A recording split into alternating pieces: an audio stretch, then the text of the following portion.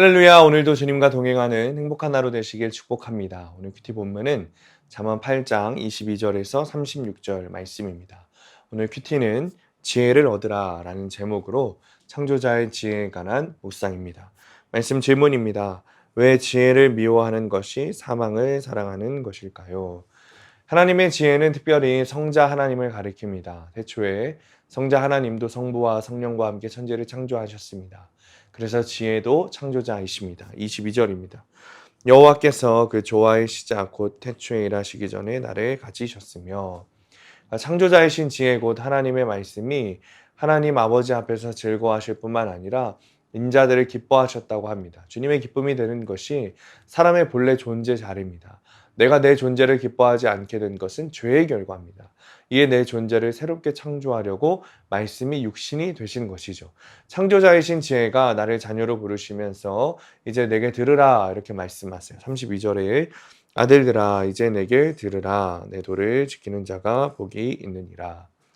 주변의 소리에 귀를 쫑긋 세우고 살아가면서도 하나님의 말씀에는 귀 기울이지 않는 것이 내가 하나님으로부터 멀어졌다라는 죄인으로 태어났다는 증거인 것이죠.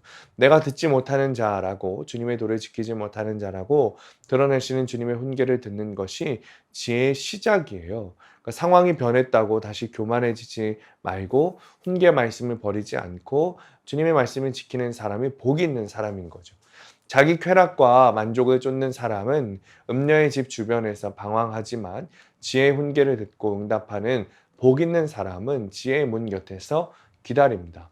이 세상에서 아무리 좋은 것을 얻는다 해도 주의 말씀을 얻지 못하면 그 끝은 사망입니다.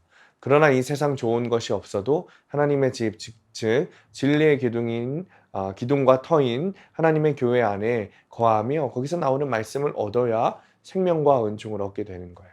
이것이 말씀을 기다리며 순종하는 자가 받는 복인 것이죠. 적용 질문입니다. 힘든 사람과 사건 가운데 주님이 내게 지속적으로 말씀하시는 훈계는 무엇입니까?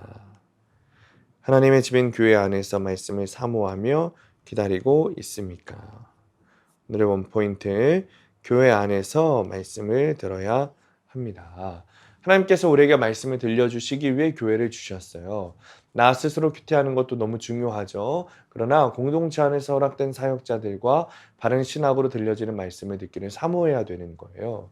하나님께서 교회를 진리의 기둥과 터로 삼으셨기 때문에 이곳에서 들리는 말씀을 순종하며 들을 때 복받게 되는 거죠. 오늘도 나에게 주시는 훈계를 듣고 또 듣기 위해 교회 안에서 말씀 듣기를 사모하는 복을 받으시기를 축복합니다. 기도하겠습니다.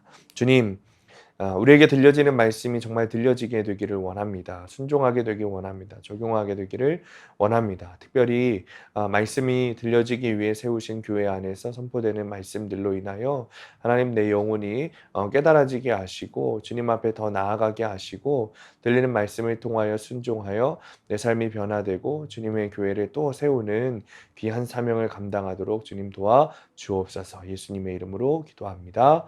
아멘.